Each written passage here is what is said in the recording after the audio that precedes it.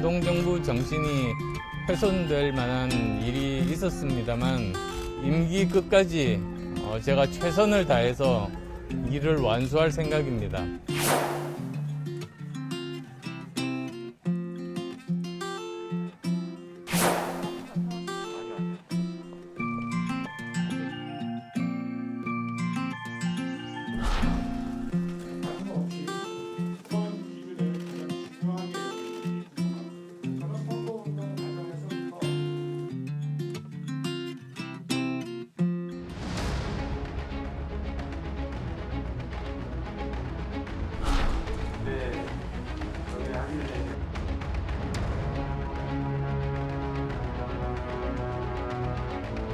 그러면 조수진 의원님의 생각은 문재인 대통령에 대한 수사를 검찰이 하는 것이 마땅하다, 그렇게 생각하시는 겁니까 지금?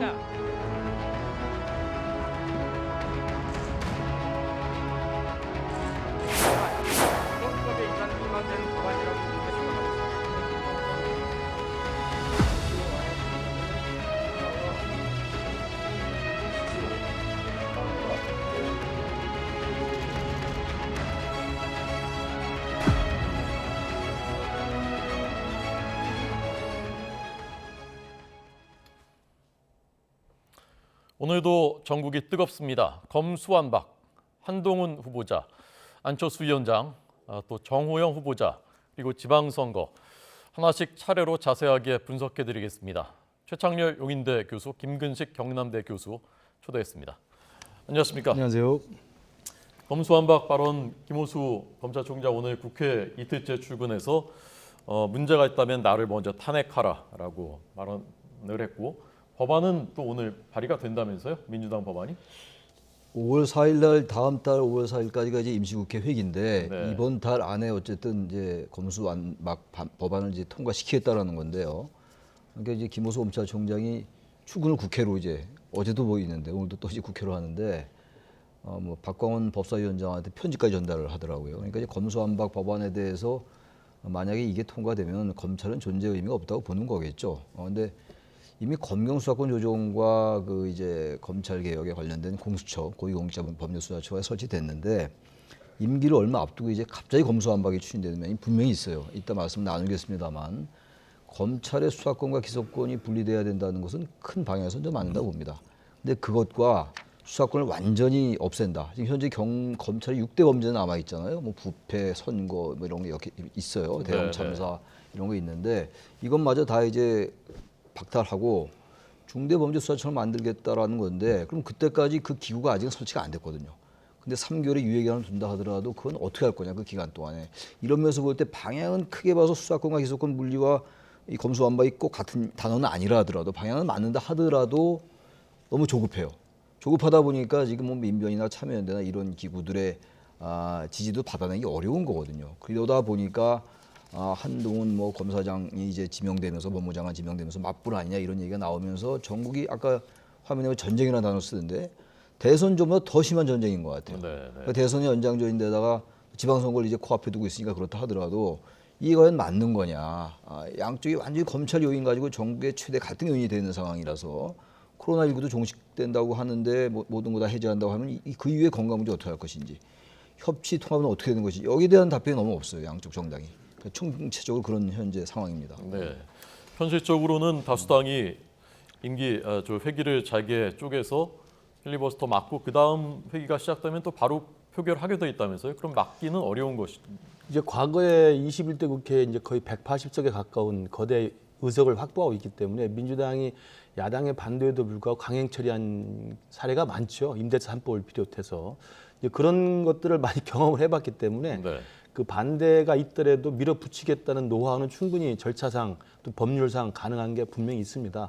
근데 이번 경우는 이제 그러한 것들을 감안한다 하더라도 5월 그 10일 날 새로운 정부가 들어서기 전에 이 부분을 입법을 통과를 시키고 국무회의 의결을 거쳐야 되는 상황이 있고, 그리고 또 하나는 지금 새롭게 대두된 게 정의당의 입장이 이제는 반대 입장으로 갈라서 있기 때문에 과거에는 그나저나 정의당 자체가 민주당의 좀 우호적인 당론을 정하고 거기에 이제 전체 의석에 도움이 되는 경우가 있었습니다만 정의당이 지금 공개적으로 이 검수완박에 대해서 반대를 하고 있는 것이어서 그 부분이 하나 부담스러운 변수가 있고요. 두 번째로는 이제 박병석 국회의장이 지금 미주를 지금 방문하는 일정을 지금 잡고 있습니다. 그렇다면서요? 예, 그래서 만약에 국회의장이 해외 순방을 갔을 때 네. 지금 민주당의 국회 부의장에게 사회권을 넘기지 않으면 사실은 상정 자체가 불가능합니다.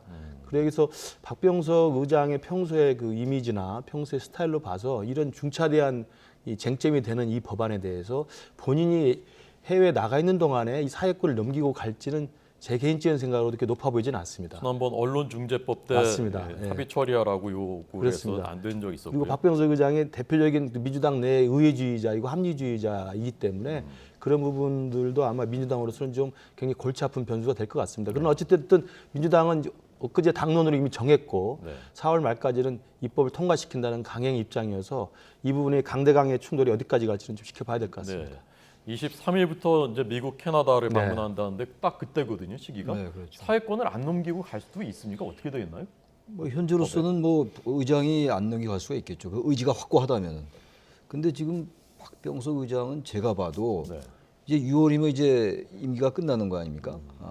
의장의 임기가 끝나는 거고 자신의 정치 인생 마지막인데 마지막에 이 가장 그리고 첨예한 법안에서 그 사회권을 넘기고 자기가 없는 사이에 이런 법안이 통과되게끔 할 것이냐. 제가 볼 땐 그럴 가능성이 대단히 낮다고 봐요. 그리고 지금 합의가 아니게 통과된 게 거의 없어요. 박병석 의장 때. 어쨌든 지금 언론중재법 말씀하셨습니다만 합의 없이 이런 쟁점 법안을, 이건 쟁점 법안보다 더 큰 법안이거든요. 현재 모든 갈등의 블랙홀이 되고 많은 상황인데 정에서 필리버스터가 종료되고 이른바 뭐 이제 언론이 말하는 살라미 전술로 이제 나온다 하더라도 회기 쪽에서 한다 하더라도 결국은 국회의장이 상정을 안 하면 불가능한 거거든요. 아무리 법사위가 통과되고 한다 하더라도 안건조정위에서 뭐 사보임 통해서 한다 하더라도 민주당이 좀 그래서 이 부분은 검수완박에 대해서 양당이 좀 타협을 좀 해야 될 것 같아요. 이렇게 빨리 통과돼 가지고도 부작용이 분명히 많이 따를 것이고 네. 이게 그리고 어쨌든 간에 민주당은 원래 검찰개혁이 민주당의 당론이고 방향이었다 하더라도요. 현재 가장 큰 정치적인 쟁점이 되고 말았어요. 아무리 지방선거 때를 앞두고 지지자들 결집을 의식한다 하더라도 말이죠. 정치공학적으로 본다 하더라도 이게 과도하다.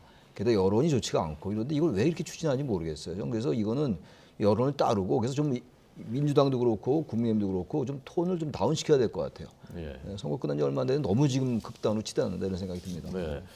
오늘 김호수 검찰총장이 박병석 국회의장 만나러 국회를 이제 가는 거거든요. 그래서 어떤 얘기들이 오가는지 좀 봐야 될 것 같고요. 그래서 이제 여론을 말씀하셨는데 여론조사 결과가 한 군데에서 나왔더군요. 네. 그래서 그걸 말씀을 드리고 두 분 해석 들어보겠습니다. 검수완박에 대해서 반대한다는 응답자가 52.1%, 찬성한다는 응답자가 38.2%, 에너지경제신문 의뢰로 리얼미터가 4월 13일 어제 그저께 조사한 결과입니다.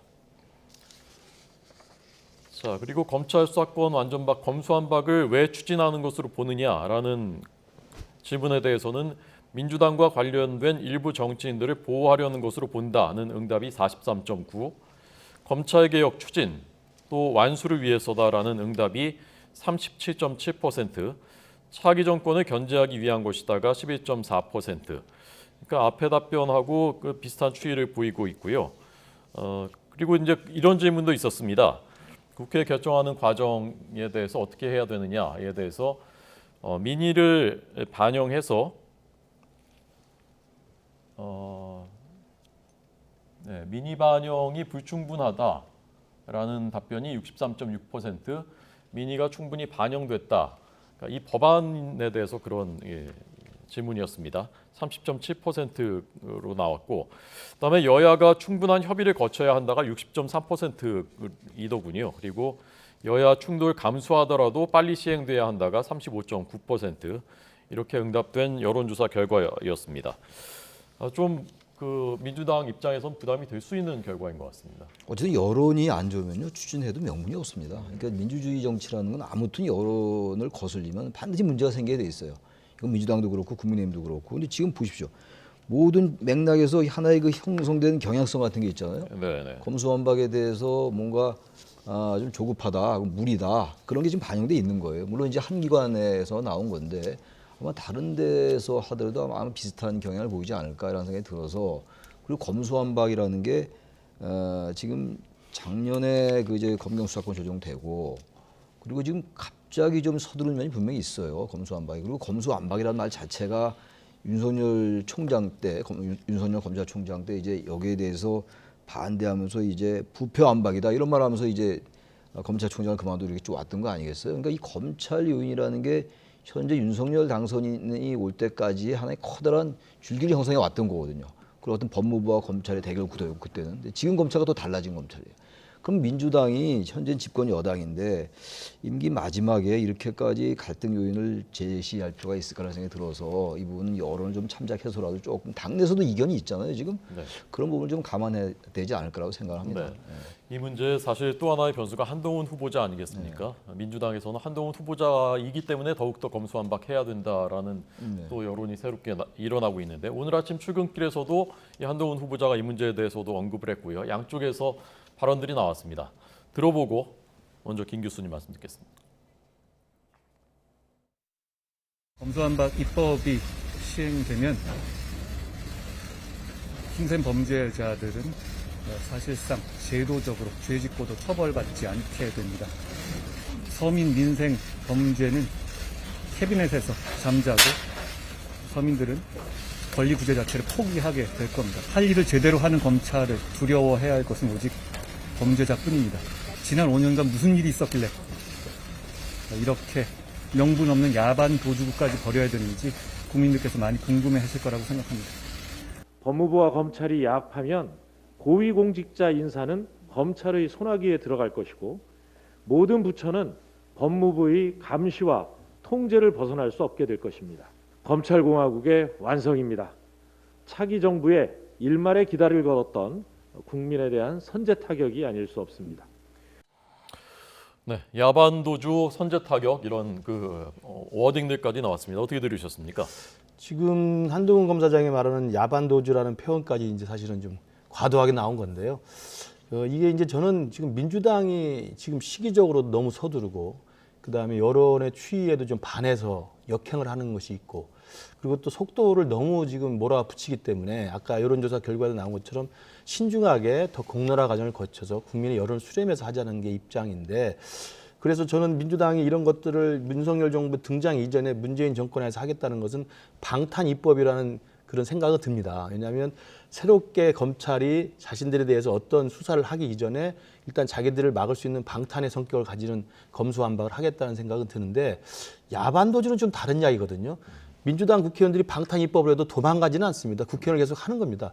그러면 한동훈 검사장이 말한 야반도주는 떠올리는 게 문재인 대통령밖에 없는 거 아닙니까? 임기가 끝날 사람이니까. 그래서 저는 야반도주라고 표현한 것은 지금 민주당의 무리한 속도전에 대한 비판에서 좀 관역이 벗어나서 청와대와 문재인 대통령을 겨냥한 듯한 것으로 해석될 수가 자칫 있기 때문에 저는 좀 타겟이 조금 잘못돼 있다고 생각이 들어요. 지금 당장 국민 여론상 문재인 대통령이 야반도주하는 것으로 비치거나 문재인 대통령 혐의가 있어서 수사해야 되는 거다. 이게 드러난 건 아직 없거든요. 네. 그런 의미이기 때문에 조금 단에 좀 신중함이 필요하다는 생각이 들고요. 네. 그럼에도 불구하고 누구나 이야기하듯이 지금 검수완박은 지난 2021년 작년이죠. 작년 초에 이미 1월부터 5월까지 민주당이 강력하게 추진을 하려고 했었고 법안 제출을 다 해놓은 겁니다. 그러다가 민주당 스스로 그걸 거두어들이고 철회를 한 사안이에요. 그러다가 지금 갑자기 또다시 꺼내들어서 1년 만에 지금 밀어붙이고 있는 것이어서 과연 그러면 2021년 초반기의 상황과 2022년 지금 상황이 뭐가 다른 건지 네, 그때는 검수완박이 좀 무리수 같으니까 처리했다가 지금 왜 밀어붙이는 건지 달라진 점은 딱 하나밖에 없죠. 문재인 정권 인기가 끝나간다는 것밖에 하나밖에 없기 때문에 다들 그 의도를 정치적 의도를 의심할 수밖에 없다고 생각합니다. 네, 최 교수님은 그 야반도주 발언하고요. 이제 발언이 거침이 없는 측면이 있기 때문에 지금 여당에서는 뭐 소통령이다, 실질적인 이인자 되는 것 아니냐 이런 발언들도 나오고 있거든요. 그 이제 검수완박 자체가 좀 무리였는데 한동훈 검사장이 이제 법무장관 후보자로 지명되면서 민주당은 검수완박을 추진하는 의원들에게 명분이 생겼어요. 그러니까 이제 검수완박을 이제 걷어들이고 싶어도 걷어들일 수 없다라는 그런 하나의 프레임이 생긴 거죠. 네. 오늘 라디오 방송에서인가요? 이상민 민주당 의원이 검수완박에 대해서 좀 비교적 비판적인 입장이었는데 이상민 의원이 민주당 내에서 쓴소리 많이 하잖아요. 그렇죠. 그런 얘기를 했더라고요. 이젠 자신도 더 이상 이제 검수완박을 반대할 명분이 없어졌다. 이 한동훈 검사장을 내정하니까 이제 그 일리가 있는 말 같아요. 근데 한동훈 검사장이 지금 내정된 게 글쎄 윤석열 당선인이 애초부터 이 검수완박과 무관하게 내심 생각했다는 그런 뭐 보도들도 있던데요. 어쨌든 그게 내심이 맞는 건지 모르겠으나 어쨌든 검수완박에 맞불리의 성격이 분명히 있다고 보입니다. 이게 왜냐하면 아까 말씀드린 것처럼 중대범죄수사청이 됐건 무엇이 됐건 법무부 산하로 들어갈 것이고 그리고 이제 민정수석도 폐지되고 그러니까 여러 가지 인사, 법무부 인사 같은 것들이 법무부 장관에게 더 많은 권한이 생길 거예요. 그런 상황이라면은 지금 말씀드린 소통력 이런 말씀도 나왔는데 저는 그건 과한 얘기라고 보는데 그쪽으로 가니까 민주당으로서는 검수완박 봐라 이거 안 할 수 없지 않느냐. 지금 윤석열 당선인이 대통령 되면은 한동훈이란 잘 쓰는 칼을 가지고 뭔가 자신들의 수사를 하려는 거 아니냐. 그러다 보니까 사실상 권력에 관련된 수사가 많이 미진했던 게 분명히 있잖아요. 그런 것들에 대한 부담이 있는 거예요. 그래서 그러다 보니까 이제 뭐 야반도주라는 얘기가 나오는 건데 한동훈 내정자도 어차피 양측의 갈등이 최고조로 자꾸 끌어올라지는 것 같아요. 네. 지방선거 앞두고 말이죠. 네. 그 갈등이 최고조로 간다는 얘기는 양측의 지지자들을 결집시킬 수 있는 장점이 있습니다만 역시 중도층은 이 부분을 유심히 보고 있을 거예요. 지금 양쪽 정당을 다. 그러니까 한동훈 검사장은 이런 단어를 굳이 쓸 필요가 없어요. 어쨌든 한동훈 검사장이 내정이 돼서 양쪽의 갈등이 분명히 고조된 면이 분명히 있기 때문에 조금 이런 부분을 좀 피해서 원론적 얘기를 하면 나을 텐데 야반도주나 이런 말 하면 민주당 더 자극하는 거거든요. 그럼 검수완박의 명분이 또 살아날 수 있어요. 민주당 내에서. 그러니까 이런 부분들도 제가 그래서 톤다운이 필요하다는 게 민주당도 검수완박에 대해서 대체로 여론이 안 좋으니 이 부분도 좀 다시 한번 조정을 해보고 또 한동훈 내정자도 그런 의도로 내가 들어서는 건 아니다라고 좀 더 표현을 완화하고 단어 자체를 좀 절제 사용할 필요가 있다. 그래야지 뭔가 톤다운되고 협치통합도 하겠다고 그러지 않았습니까? 네. 근데 협치통합은 전혀 거리가 멀어졌어요. 완전히 대선 연장전 지방선거 전초화되면서 갈등은 더 최고조로 치닫는 이런 부분들이라서 조금씩 절제를 좀 해라. 자제를 해라. 그런 말씀 드리는 거예요. 예. 정치의 본령 중의 하나가 국민들 편안하게 해주는 것 아니겠습니까? 네. 그런 측면들도 좀 염두에 두셨으면 좋겠습니다. 자, 이제 안철수 위원장 얘기로 넘어가겠습니다. 오늘 아침에 나왔던 발언, 안철수 위원장의 발언하고요. 또 여당 쪽의 발언이 나왔는데 먼저 들어보겠습니다. 공동정부 정신이 훼손될 만한 일이 있었습니다만 다시 국민들께 실망을 끼쳐드리는 일은 없어야 한다는데 인식을 같이 했습니다. 그리고 인수위원장으로서의 업무는 국가와 국민의 미래를 위한 엄중한 일이기 때문에 임기 끝까지 제가 최선을 다해서 우리 국가를 위해서 일을 완수할 생각입니다. 어제 윤석열 당선인과 안철수 인수위원장이 만찬 회동을 했습니다. 자리 다툼으로 갈라선 쇼윈도 부부의 염치 없는 쇼에 불과합니다. 한번 금이 간 그릇은 반드시 깨집니다. 정호영 보건복지부 장관 후보자는 공정이 무너진 대표적인 인사입니다. 자녀들의 아빠 찬스 경북대 의대 편입학 의혹이 갈수록 커지고 있습니다. 현재까지 드러난 사실만으로도 편입 전형 과정의 공정성을 의심하기에 충분합니다. 저출생과 성범죄에 대한 왜곡된 인식도 국민이 용납하기 어렵습니다. 우정이라는 인사 검증은 통과했을지라도 장관으로서는 자격 미달이고 함량 미달입니다. 네, 저희가 정호영 후보자에 대해서 제기된 의혹들도 잠시 후에 짚어보겠고요. 먼저 어제 장제원 비서실장의 말씀으로는 웃음이 가득한 자리였다라고 했는데 지금 또 안 위원장 말 들었을 때는 그러니까 다소간 뉘앙스가 다르게 느껴지거든요. 어떻게 봐야 되는 겁니까? 일단 봉합이라고 볼 수가 있죠. 그러니까 분명히 이제 어제 하루 동안 스케줄을 이제 취소하고 일단 인수위원장으로서의 활동을 거부한 건 분명한 일이었고 그것은 그 전날부터 있었던 좀 이상한 난기류 속에서 안철수 인수위원장이 일정 정도의 정치적 의사 표시를 이제 우회적으로 한 것이기 때문에 분명히 이제 윤석열 당선인과 안철수 위원장 사이에는 갈등이 있었던 건 사실이고요. 그러나 이제 어제 밤에 강남에서의 만찬 회동을 통해서 서로 간에 이제 국정 운영을 같이 하고 그다음에 안철수 위원장이 관심 있는 분야에 대해서는 끝까지 도움을 받고 임기 5년 동안 같이 하겠다라는 입장을 밝혔기 때문에 봉합이라고 볼 수 있는데 장제원 비서실장이 어제 밝힌 건 뭐 웃음꽃이 피면서 아주 화기애애했다는 이야기로 이제 잘 정리된 것 같습니다만 오늘 안철수 위원장이 출근하면서 한 이야기는 일시 훼손하는 듯한 일이 있었지만 있었다고 말을 이제 전제를 했고요. 그리고 임기 5년 동안 끝까지 같이 해보겠다라는 이야기를 하고 있어서 저는 이 부분에 대해서는 윤석열 당선인이나 안철수 위원장이나 같이 지금 한 배를 탄 몸이기 때문에 네. 여기서 뛰어내리는 건 둘 다 제가 볼 때 굉장히 정치적 리스크가 큽니다. 윤석열 당선인이 안철수 위원장을 버리고 간다고 한다면 지금 0.73% 정도의 24만 표의 초박빙으로 겨우 승리한 싸움에서 윤석열 정부의 성공적인 출발을 하는데 굉장히 큰 정치적 부담이 되기 때문에 끝까지 저는 중도로 상징되는 안철수 위원장과의 동거를 같이 해야 된다고 생각하고요. 안철수 위원장도 어제 하루 파업을 했습니다만 다시 봉합된 이유가 뭐겠습니까? 다른 또 선택지가 별로 없습니다.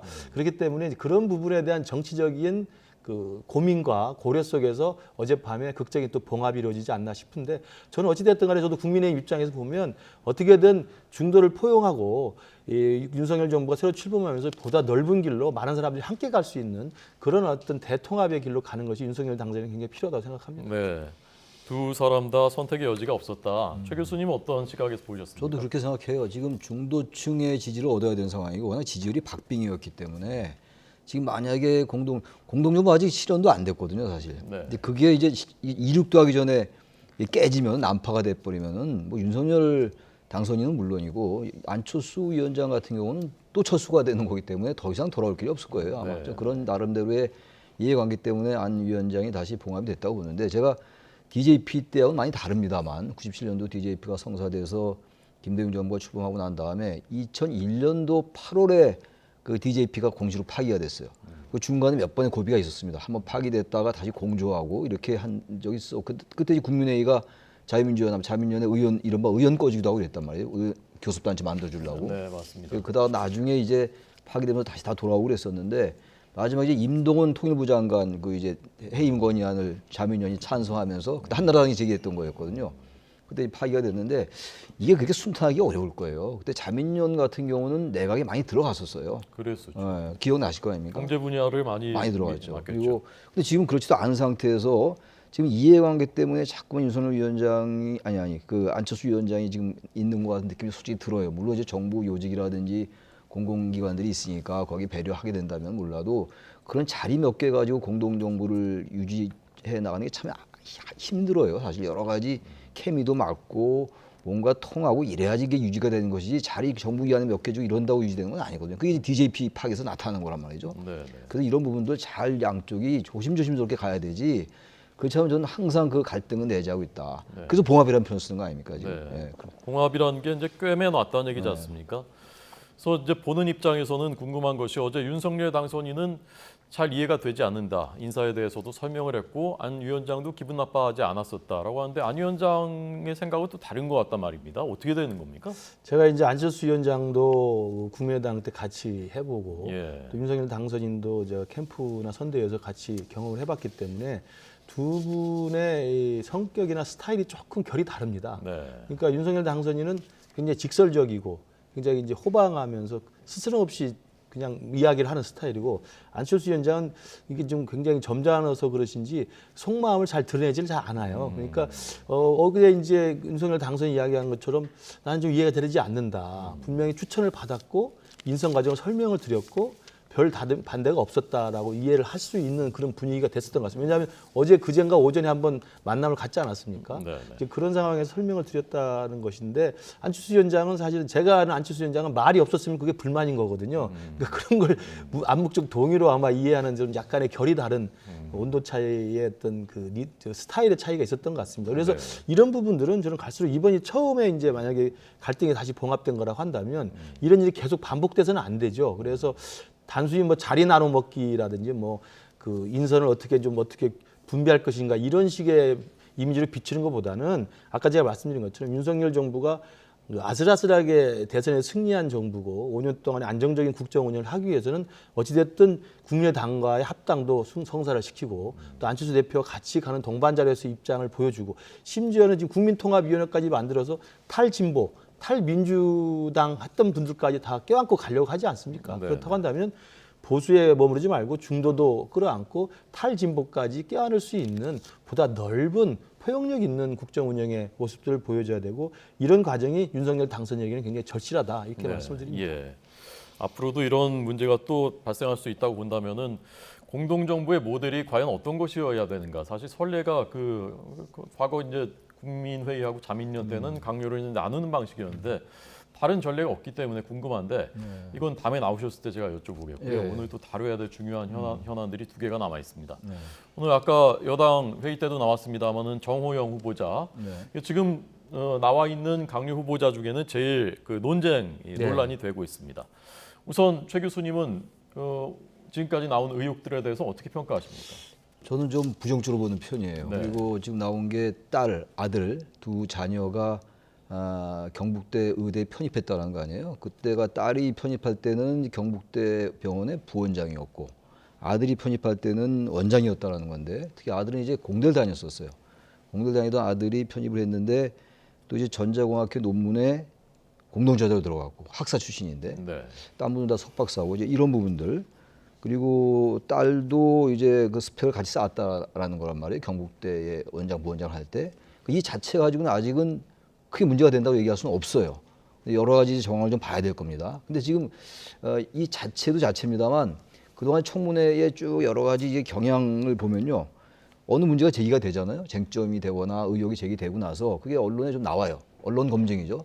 그러다가 그게 이제 사그라들거나 다른 이슈에 의해서 감춰지면은 그냥 통과되고 무사히 뭐 물론 청문회 때 얘기는 되겠습니다만 네. 대체로 무난히 넘어가는데 이 부분이 언론에서 계속 보도가 되고 다른 새로운 사실이 또 나오고 기존에 나왔던 사실에 대한 그런 입증 자료가 또 나오면서 이슈가 커지면 그게 청문회에서 더 문제가 되고 하나의 이제 그 야당에서 타겟을 설정한단 말이죠.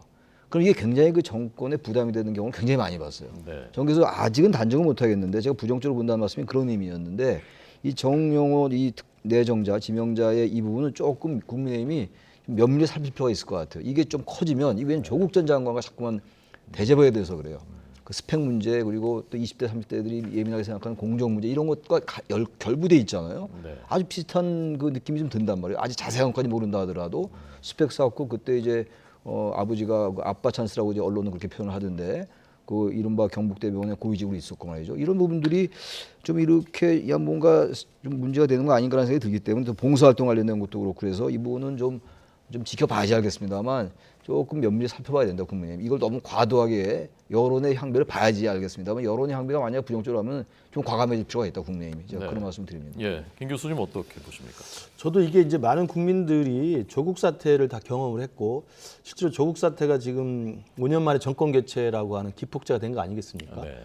이른바 이제 내로남불이라고 하는 민주당의 진보 진영의 이제 민낯과 이중성을 보여준 것이어서 만약에 그런 조국 사태가 민주당의 몰락을 가져온 것이었다고 평가를 하면 지금 이 정호영 후보자의 이 제기되는 의혹들이 조국 사태와 마치 다시 본 듯한 기시감을 갖게 하는 그런 것으로 비춰지면 제가 볼 때 이게 정치적으로 큰 타격이 됩니다. 그렇기 때문에 지금 제기되고 있는 여러 가지 의혹들이 거의 판박이 비슷하게 지금 일단은 큰 틀에서 보여져요. 그러나 이제 구체적인 사실관계를 확인해보고 그다음에 후보자의 정확한 해명 그리고 진실을 밝혀내는 노력들이 있어야 되고 또 청문회에서 이 부분에 대해서 굉장히 날카롭게 검증을 하지 않겠습니까? 그런 과정에서 드러나는 것을 보고 판단해야 될 문제입니다만 우선은 제가 볼 때 조국 사태 때 국민들이 가지고 있었던 잣대와 기준은 그대로 가져가야 된다고 생각합니다. 그래서 1단계는 언론의 집중적인 취재와 문제 제기와 파헤치기가 있어야 되고요. 그에 대한 후보자의 가장 명명백백한 진실된 해명과 자료가 제출이 돼야 되고 마지막엔 인사청문회 과정에서 이 부분들이 투명하게 정리가 되는 게 필요하다고 생각을 하는데 저 개인적으로도 자세한 내용을 아직 더 봐야 되겠습니다만 저도 교수입니다만 제 자녀가 경남대로 편입을 한다면 되도록이면 경남대에 오더라도 제가 있는 정치외교학과는 오지 않도록 하는 게 맞습니다. 왜냐하면 네. 재적 사유로 하는 게 맞아요.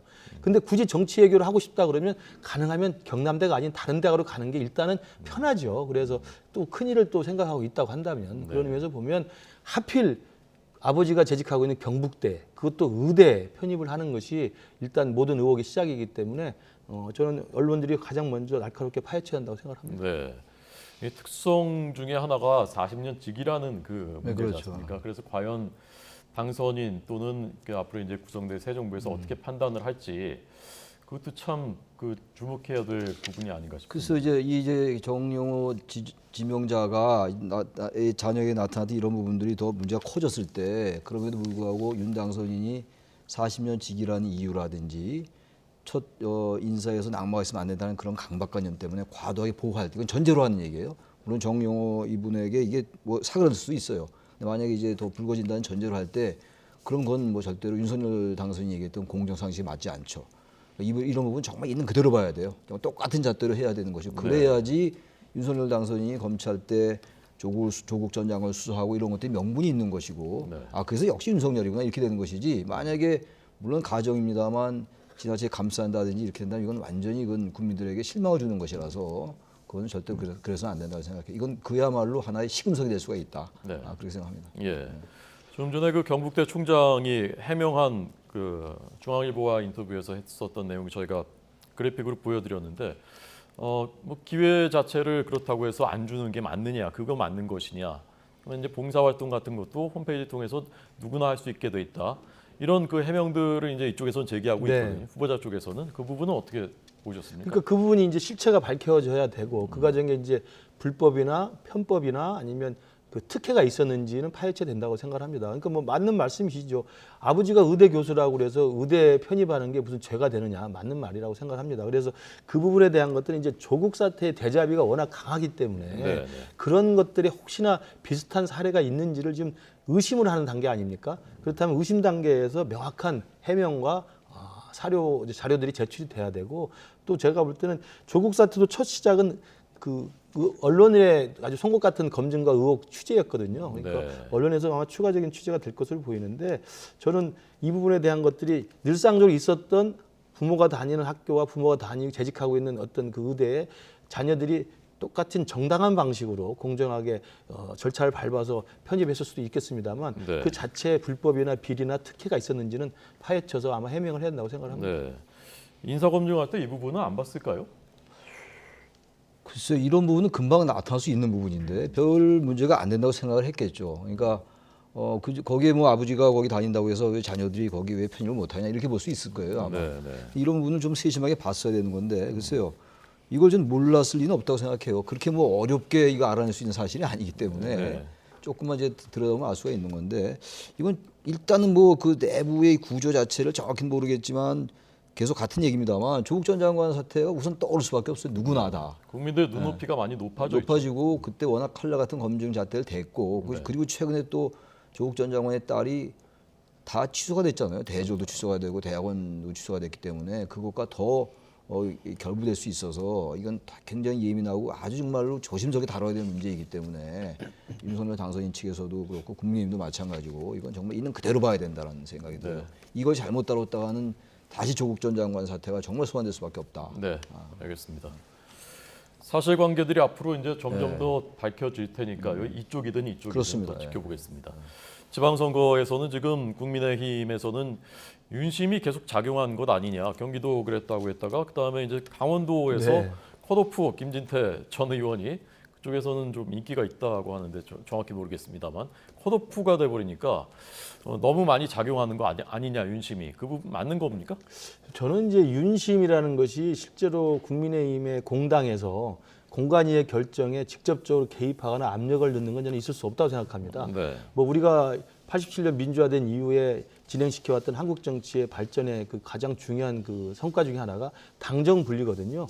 당의 당권과 대표와 그다음에 대통령이 됐다 하도 대통령이 그 예전 같으면 총재직을 수행해서 다 장악했습니다만 그걸 분리시켜놨지 않습니까? 당권과 대권을 분리시켜낸 것이어서 저는 지금 상황에서 윤석열 당선인이 대통령 당선이라고 해서 국민의힘의 공관위에 대해서 압력을 가하는 건 불가능하다고 보고요. 다만 윤심이라는 것이 당원들 사이에서 그 무의식적으로 또는 간접적으로 충분히 수용되거나 작동될 수 있다고 봐요. 왜냐하면 윤석열 당선인이 이제 대통령이 돼서 출범을 할 텐데 윤석열 정부에 힘을 실어줘야 되지 않겠습니까? 안정적인 출발을 위해서. 그렇다면 경기지사, 강원지사, 충남지사 전체 지방선거에서 지방 권력을 회수해야 된다고 하는 강력한 의지가 있기 때문에 윤석열 당선인에게 도움이 되는 방향으로 생각을 할 수 있지만 그것이 직접적으로 공관위에 윤심이 발동해가지고 개입하는 것은 절대 있을 수 없다고 생각합니다. 윤석열 당선인이 직접 전화해서 그 누구 좀 잘 봐줘 절대 그걸 가능하지 않습니다. 안 하겠지만 뭐 그 다른 분들도 있지 않습니까? 윤핵관들도 계시고 공관위는 뭐 정진석 지금 부의장이 지금 공관위를 하고 있기 때문에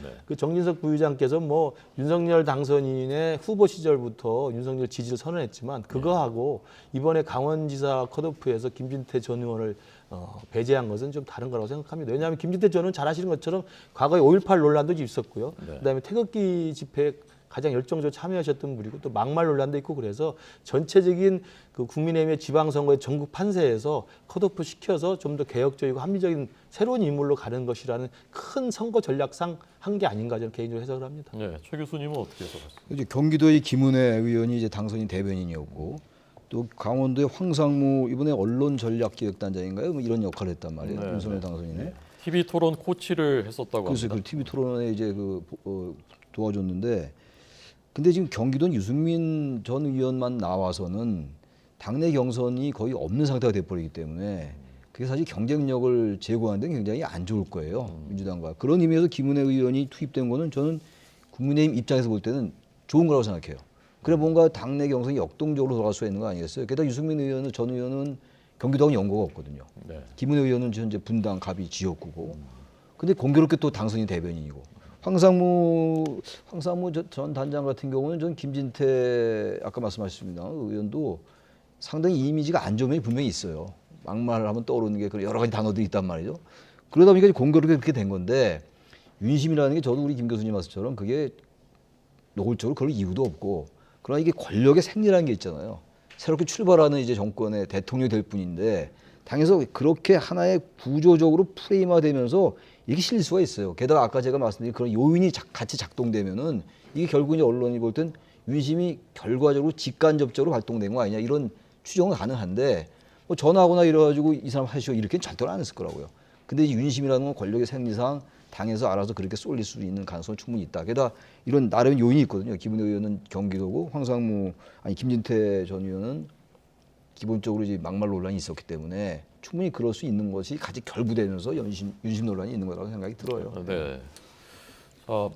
민주당은 그 송영길 전 대표가 오늘 아침 언론 인터뷰에서 이재명 전 후보가 이번에 재보궐선거 6월 1일 날 같이 치러지지 않습니까? 거기에 나오거나 아니면 뭐 지방선거 선대위에 들어가거나 약간 해야 된다라는 발언을 하면서 이번에 나오려나 보다라는 관심이 많아지고 있거든요. 어떻게 들으셨습니까? 글쎄요, 저는 뭐 계속 이재명 전 대선 후보가 조금 쉬는 게 좋겠다 생각을 했어요. 그리고 너무 이제 빨리 너무 조급하게 호흡을 가파르게 갖고 하면 별로 정치적으로 안 좋을 수 있거든요. 과거에도 보면 조금 이제 여유를 가지고 좀 아쉽더라도 그런 게 필요한데, 아무튼 지금 이재명 고문은 제가 느끼기에는 보궐선거나 어디에 나올 것 같아요. 지금 전반적인 분위기가 그렇고, 그리고 당에서도 자꾸 등판론을 얘기하고 있고, 물론 이재명 전 후보가 나와서 이제 지원 유세를 하거나 출마하면 상당한 바람을 일으킬 거예요.